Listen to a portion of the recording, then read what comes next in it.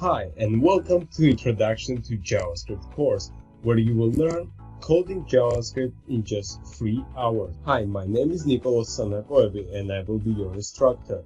Currently, I'm studying at SDSU Georgia as a computer engineer, and on Udemy, I have over 10,000 students.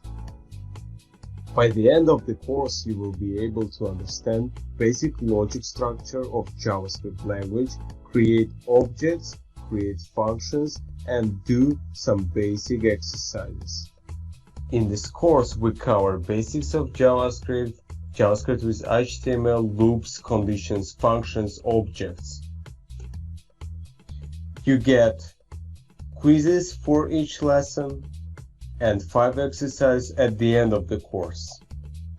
This course is perfect for you if you are just starting out, you are a computer programmer or computer science major. Click the Enroll button now.